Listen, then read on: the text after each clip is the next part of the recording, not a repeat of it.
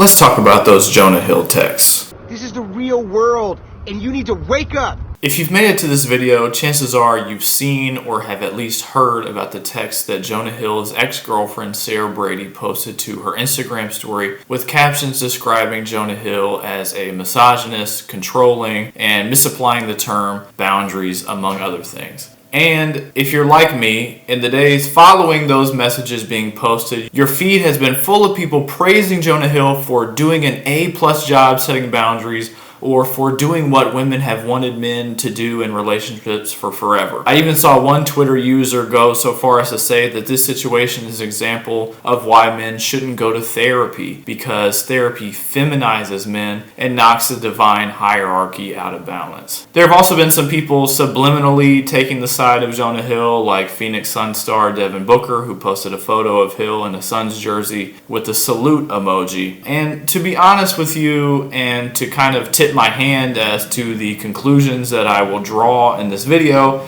I have not been a fan of this praise, because from what I have seen from the screenshots of Jonah Hill's text and what I have read about Sarah Brady and Jonah Hill's relationship, I believe ultimately can be characterized as abusive, or at the very least manipulative and small. Before we actually read the text and get into the issues that they present themselves, something that I have not seen being talked about that much in this situation is the context of Jonah Hill and Sarah Brady's relationship. Meaning, who is Sarah Brady, and how did Sarah Brady and Jonah Hill start dating? And maybe more importantly, what were the dynamics of their relationship that would have led to these text messages being sent? Sarah Brady and Jonah Hill dated from August of 2021 to sometime in 2022. So a year, maybe a little over a year, or less than a year. Sarah Brady is a surf instructor, as the text allude to, and as her Instagram shows. And we know that Jonah Hill and Sarah Brady met while surfing, and that fact will become important as we read and discuss the text messages that Jonah Hill sent to Sarah Brady.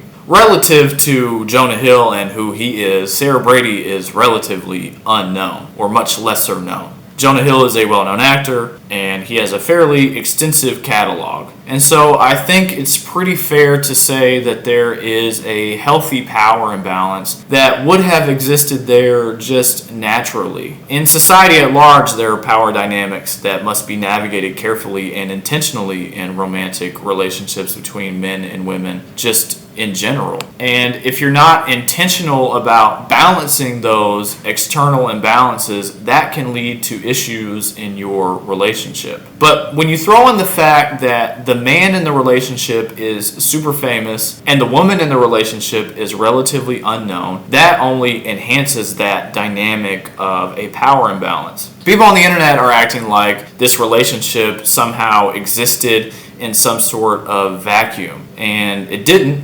Because, of course it didn't. And that's not even taking into account the fact that you have a 37-year-old man dating a 25-year-old woman. So there's a pretty wide age gap and imbalance there as well. To act like Jonah Hill doesn't have the opportunity to exploit his power when he is significantly more well-known, significantly more wealthy, significantly more well-connected, and significantly older is an ignorant point to make, because it intentionally ignores context. Now, it is important to note that in what could have been a year-long relationship or over a year-long relationship, emotional abuse and manipulation would not simply have happened through text message exchanges. It would have happened in many different places and in many different ways that people who knew both of them would have seen, and some of which no one would have seen, or no one would know about other than the two of them. So what we see in a text message exchange is not going to be a full picture of their relationship or the scope of the potential abusive behavior going on, and that is important to know. Let's go ahead and look at the text. If I were Metro Man, Megamind wouldn't be kidnapping you all the time. That's the first thing. That's sweet. And I'd be watching you like a dingo watches a human baby. Okay, that sounded a little weird. When Sarah Brady posted these messages to her Instagram story, I really only saw people reacting to one specific screenshot and justifying what Jonah Hill said in those couple of messages. And saying that it was good and that Jonah Hill was actually doing a great job of setting boundaries and being a good boyfriend and being a wonderful person. So let's read it first and see what it's looking like so that we can decide. So here's what it says.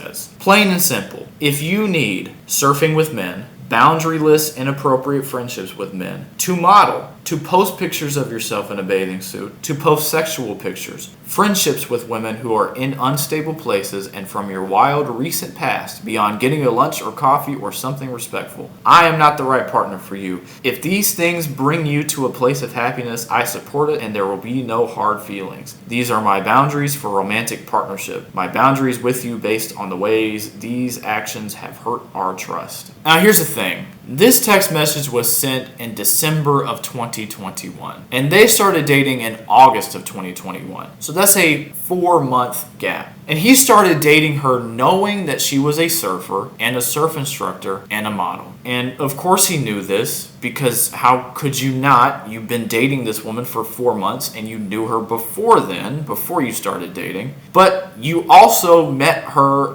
while surfing. So for him to then ask her not to post pictures of herself in a bathing suit when she's a surfer, or not to surf with men, and that's the thing, like, listen, trying to control what your partner does in a romantic relationship, especially when it comes to their body or what they post on social media, is not something you should be doing anyway. And if you're seeking out a relationship with that in mind as a goal, you should probably rethink whether you need to be in a relationship at all. But look, Jonah, you're dating a surf instructor. Surf instructors, I don't know if you know this, they teach people how to surf. And men like to surf, and when men like to surf and they don't know how to surf, or they want to learn how to surf better, sometimes they try to find someone who can teach them how to surf. When they do that, that could be your girlfriend. And so what you're asking her to do is to turn down potential clients, to neglect her livelihood, to protect your ego, I guess. This is not good boundary setting. This is not boundary setting at all, because you knew full well what her job was when you started pursuing her before you even started dating her. And it is unfair to then ask her to fundamentally change as a person, because that aspect of her life, which again you had full knowledge of, now makes you uncomfortable for some reason. Now look, I say this as someone who is in a successful, committed, long-term relationship, and someone whose partner is in a field where she has been trained to spot signs of abuse and intimate partner violence. And this is the kind of thing that if she were working with a client who was reporting to her that their partner was exhibiting this kind of behavior to them, she would be looking for resources to give to her client so that her client could get help and hopefully be able to exit the relationship. But there are actually a lot of things that are red flags of abuse shown in this one text message. Chief among them is Jonah asking Sarah to radically readjust her life and lose income to protect their relationship. Not simply in asking her not to surf with men, but also by asking her not to model, which would also be cutting her off from another stream of income. He's cutting off relationships with other people, potentially long-held and important ones, and ones that, from what we can see, existed well before their relationship, by telling her to not be friends with people from her past, potentially isolating her from her support system. And he's limiting her presence on social media, which is another element of control, but can also be limiting, again, in terms of her income and her ability to reach clientele. He's essentially trying to make her his proxy because he's insecure. And this is just the first message. So even if you say that this is okay, there's more. So this is the second one we'll read. You're right, we can't do surf social things or develop trust until you consider me and make decisions that give regard to our relationship. I have been vulnerable as possible, and I'm telling you I'm needing you to step up to the plate. Which you can, I am sure of it. But these losers don't get your time if you want me. Straight up, it's consideration. I respect your love of surfing, but I respect myself as well. He goes on, if you want marriage and family, you can't use a 25 card. Step up and cut shit. These people don't get your time or kindness at the sacrifice of minds. Again, he's telling her, we can't go to functions because these people, presumably the people that he's already told her that she needs to cut off, are not as important as me, and so they don't deserve your time as much as I deserve your time. And if you want to get married, and I guess they were talking about marriage even though they hadn't been dating for that long, if you're thinking about marriage, you need to devote more time to me and less time to your friends. Yeah, I'm not sure. I think the dialogue and the perspectives on relationships have been warped in such a way, especially in the way that we see them talked about online, on social media, that everything like this turns into like a drawing of the battle lines when it doesn't have to. Put yourself in the shoes of one of Sarah Brady's friends. Forget whatever side you're committed to in this debate. If you're one of Sarah Brady's friends and you see this happening to her, you're not going to do a goddamn Twitter stink piece about why you think this is good boundary setting. You're going to see that your friend is being abused. Full stop. I just think that Twitter especially, but social media at large, has ruined our ability to think critically, but more importantly have empathy toward people who are in situations like this and are being abused. Because we're just so accustomed to seeing real people's trauma being used as fodder for debates. Which is why people don't share stories like this, because the internet just piles on and doesn't care and acts like they're just clout chasing, I guess. Here's one where he sends just like 12 messages in a row to no response. Definitely not unhinged at all, Jonah. Take some accountability and operate with some respect. It's that simple. Because I'm tired of your attitude towards surf culture, that contest, and that place, because I deserve respect, period. I have been more than patient, and then shit like this is still here. F that contest, F that place, and F not respecting me always in every situation within surf culture, or you don't get it, and you don't get me. It's hurtful and unacceptable to me. Get it? I don't know if you get it, or care, or give a shit about that shit more than me, even after Dr. Stern has said it loud and clear. Again, he's very clearly talking down and being condescending toward his partner, which is not necessarily abusive in and of itself, but it is mean and gross. Like, obviously, there is not a healthy dynamic here from what we have seen already. If you are in a committed relationship with somebody, respect is something that is expected and it is something that is important. But to communicate that you need respect in this way does not strike me as very respectful at all. In fact, the tone of these messages is super disrespectful. And I find it ironic that Jonah is demanding Sarah's respect while he is failing to give any in return. What it sounds like is he wants her to respect him, and he doesn't really have to reciprocate that at all. Again, power dynamic. Jonah Hill demands respect because he is Jonah Hill. He is a famous actor, he is well known, he has power, he is wealthy, and Sarah Brady is not those things. And so she's just expected to do what he says and respect him, and he doesn't have to give that back in return to her. And here's the last one that we'll look at. Literally just say hello and leave the convo. Not sure what that's about. I love how your therapist thinks I suck. I literally am the best boyfriend on earth, in a separate message. People who declare themselves the best boyfriend on earth rarely ever are, and we've seen enough to know that that's not true.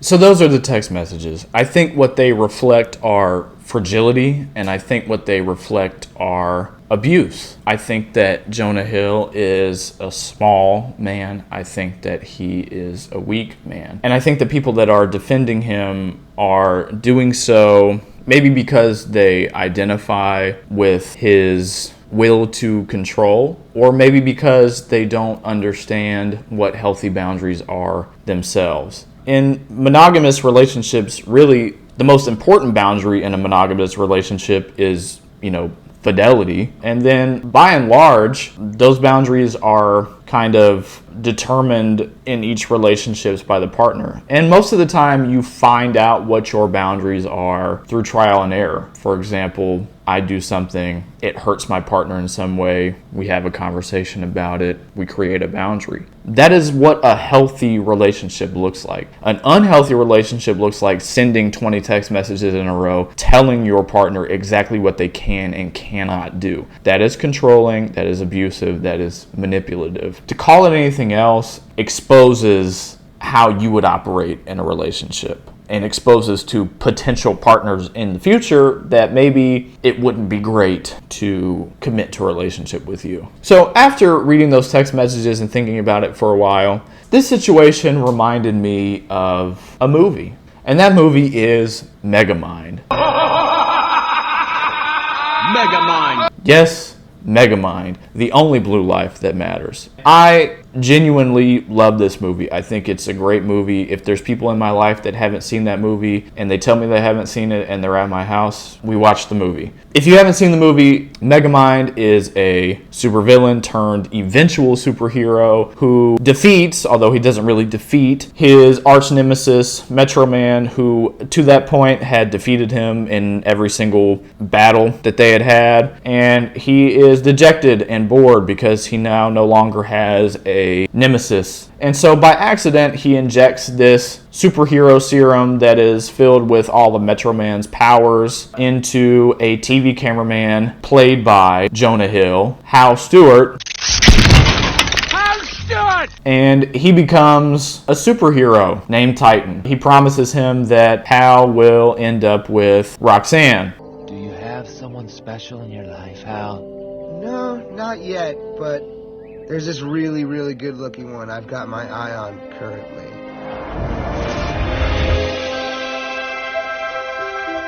It's very good.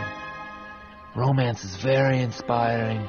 That's what I hear. All you have to do is save her, and she'll be yours. Roxanne is the love interest of both Megamind and Hal. Roxanne is a TV reporter who covers the superhero beat, and Hal is her cameraman, and he is very in love with her, and he tries on multiple occasions to take her out on a date, and she does not want to go on a date with him. You should come over. I got a DJ, rented a bouncy house, made a gallon of dip. It's gonna be sick. Oh, I don't know, Hal. I don't really feel like being around a bunch of people. No, that's the best part. It'll just be like you and me.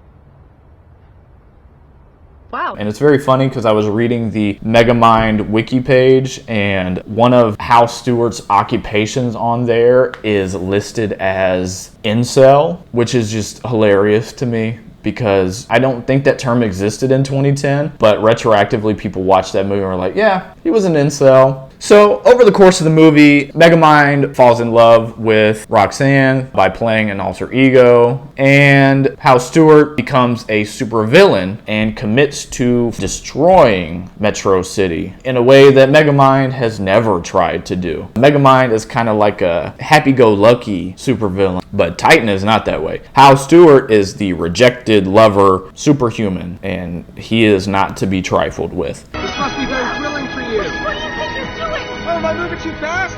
You're probably right. I should just rescue you a few times before we get all romantic. You are lucky to have such a great hero here. Wake me up. I got you.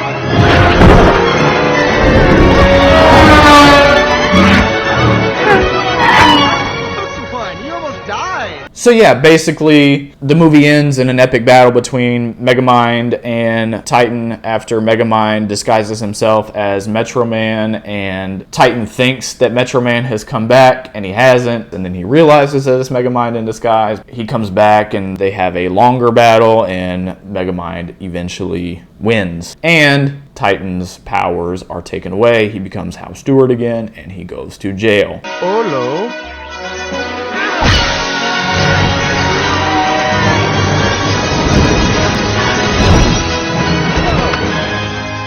Bad guys, they always lose.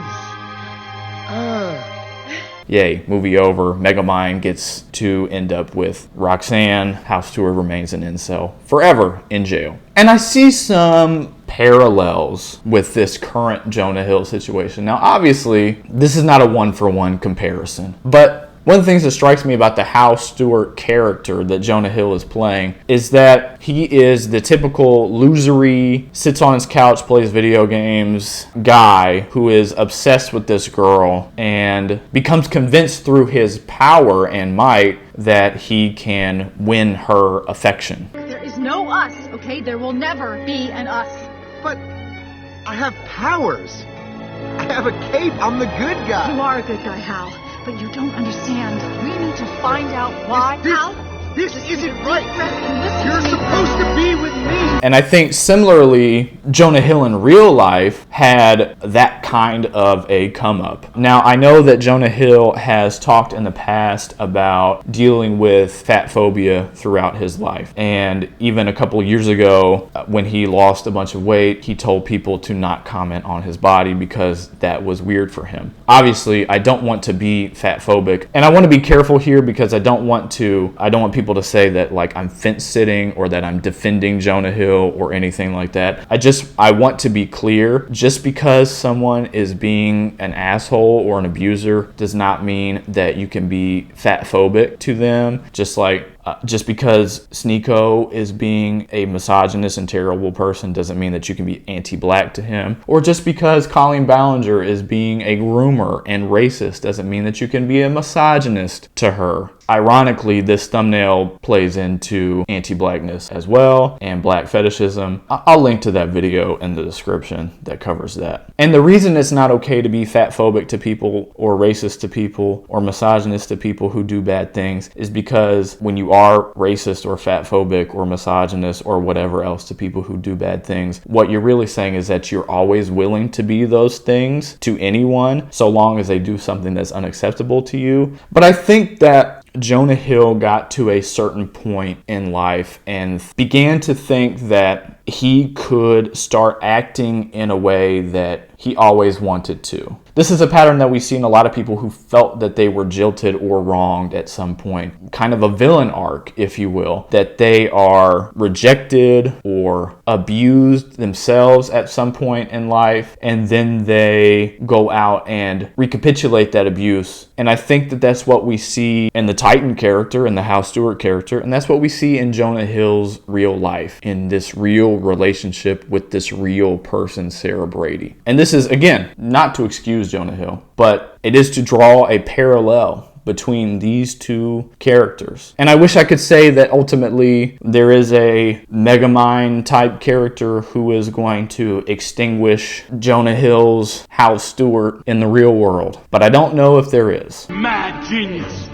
Your dark gift has finally paid off! It has? So if you're on Twitter, if you're out there looking at all this stuff and you're seeing Jonah Hill, there's things that continue to come out about him. There's reports of people that have worked with him that don't like him. There's reports of him blowing up on interviews. There's reports of him doing other inappropriate things with people in his past. And I'll link those in the description, and you can read through those and see other things that are kind of being said about him now. Because again, this is not existing in a vacuum. This is a pattern of behavior, it would seem. This is not just Sarah Brady making something up about him and defaming his character. This appears to be who Jonah Hill is, and that's not good. So yeah, get off of Twitter, or if you're on Twitter, stop writing stink pieces about why Jonah Hill is in the right and why he's setting good boundaries, and maybe start listening to people who have experienced abuse from male partners especially and know what they're talking about when it comes to people like Jonah Hill who are in positions of power and notoriety and who abuse that power and who have abused them. If you've made it this far in the video, thank you for watching.